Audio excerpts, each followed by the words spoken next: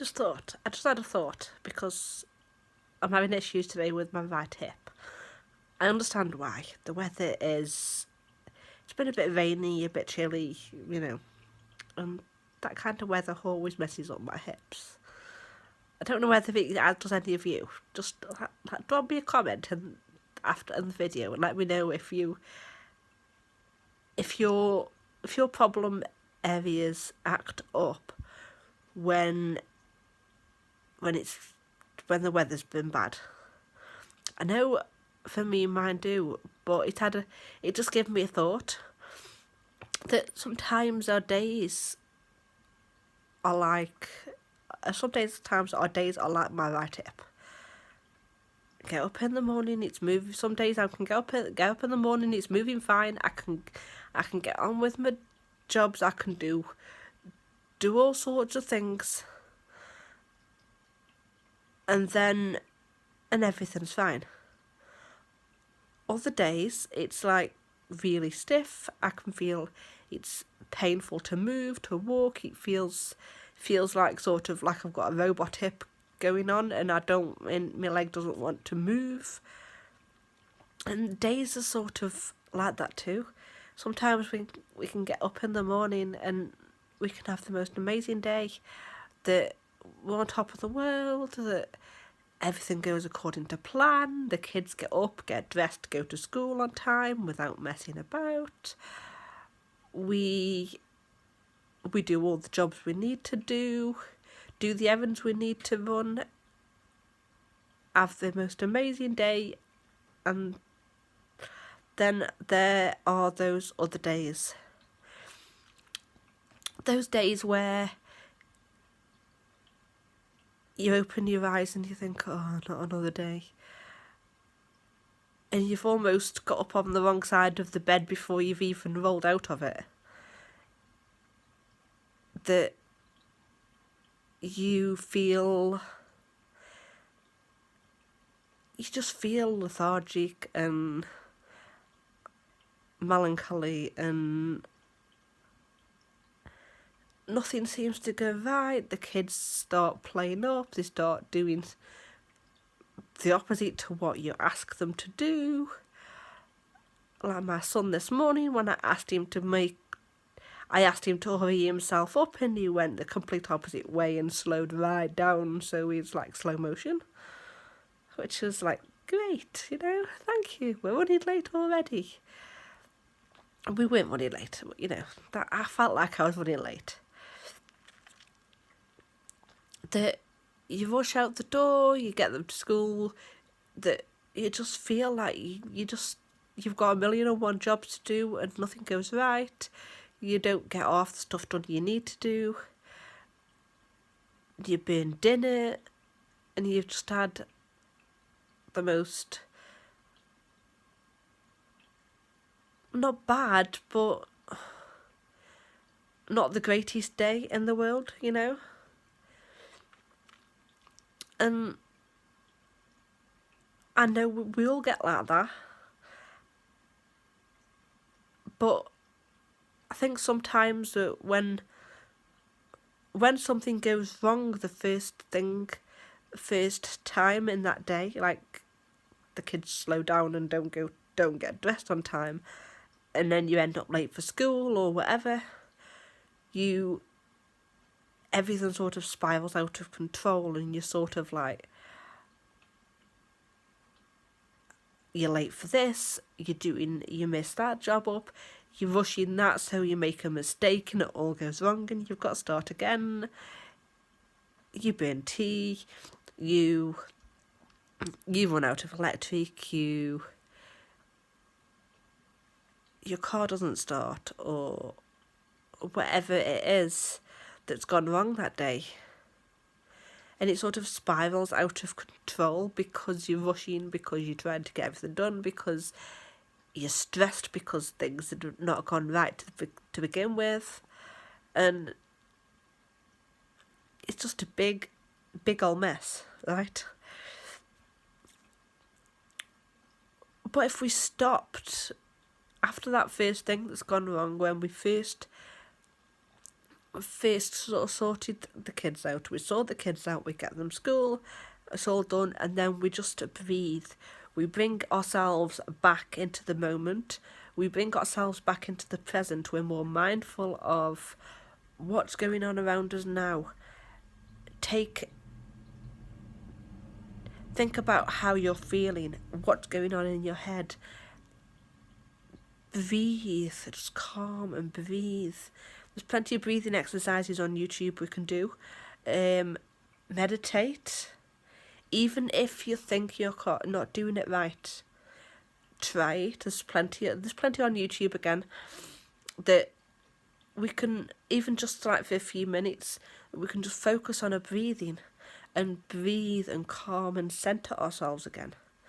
And if we just take those few minutes to calm and center ourselves and realize that that one thing that went wrong is not the end of the world. It doesn't have to affect the rest of your day.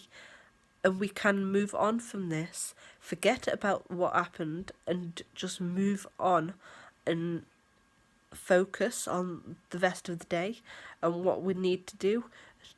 Don't rush. Just take your time with each thing you need to do and get it right to start with. To make sure you're taking your breaks that you need to take. Make sure you're not running yourself ragged the whole day. I know it's sometimes when you've got a lot to do, you feel like you've got to rush around. But when you have chronic pain issues anyway, it's just going to make it worse if you rush around and you try to do everything, you know, especially if you're having a bad pain day to start with. You feel like you've got to get these done because normal people can get these done, you know, because what would my husband think, what would my friends and family think, you know, whatever else it's going on in your head. What would they think if you don't do them? But I know that's what's going on in your head, but it doesn't have to be. You don't have to think those things because it doesn't matter. At the time when you're doing all these jobs, the only person that matters is you, not them. Their opinions on how you run your house and your life don't make a difference to you right now, because the only thing that you need to concentrate on is listening to your body. Listen to your body. Make sure that you're not overdoing it. If you feel like you need to rest. If you feel like you need to sit down after 5 minutes of cleaning because the pain is getting too much, sit down. You know? Don't try to do everything in one go. I don't clean the house top to bottom in one go. I don't do that because I know I cannot do that. Physically, I could push myself to do that. I could push myself, clean the house top to bottom, completely gut the place. Would I be able to move later on? What the fuck? You know, basically, what the fuck? It would take me days, weeks, possibly, to get over that. It would mean that the rest of the days and the weeks whilst I'm recovering, other people might suffer because I might have to cancel things that I'd planned and stuff like that. So we also need to think about the future, about what's coming and what's happening in the coming days. That perhaps you need some energy and some minimal pain or whatever to do something. Like perhaps you're going on a day trip to Blackpool or whatever, and you need some time and energy to do that. So you need to make sure that you've got as less pain as possible on that day. So if you do that in a few days, but today you decide, I'm just going to gut the whole house and do it, just clean the whole house out, are you going to be in 10 times more pain in a couple of days when the Blackpool day comes and you struggle to walk around, you struggle to do anything that day, or maybe it comes to that day and you have to cancel because you can hardly move and you're in so much pain you just can't physically face it. If you're doing that and you're causing problems with stuff that you've got planned in the future, stuff that you need to do, then we have a problem, right? So we need to pace ourselves. We need to, when we feel good and we've got some less pain than usual or whatever, we can get up and go. We can get up and go and do a bit and then sit down and rest a bit and then do a bit more if you need to. But don't feel like you need to do everything all in one go, because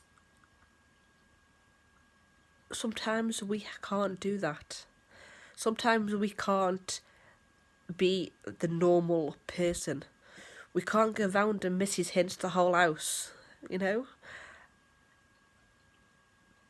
because sometimes it's not possible for us to do that because we have other plans, because we have to think about the coming days and weeks. We have to think about how it affects us. If you're doing so much that you're causing so much pain that you can't move, how are you going to even get up and go to the bathroom for a start, So just take your time with things. I know it's not easy when you look around and you think, that needs cleaning, I've got to move that. That needs dusting. I've got to clean that table. I've got to wash them dishes. I've got to do that laundry. I've got to put them clothes away. And then you start thinking of more and more things and you start spiraling out of control and you're thinking, oh my word, I can't do this, Or you end up thinking, right, let's get this done. And you start doing everything and then you find at the end of the day you can't move. And it's causing a flare-up of symptoms of pain or whatever. So, yeah. It's just about focusing when something goes wrong and focusing at your time and you're breathing and centering yourself again, and then pacing yourself when you're doing stuff to make sure that you're not overdoing it, that you are thinking about the stuff that you may have planned ahead, before you do it. I have to do shopping in a few days, which means I need some energy. I need to be in less pain to do it.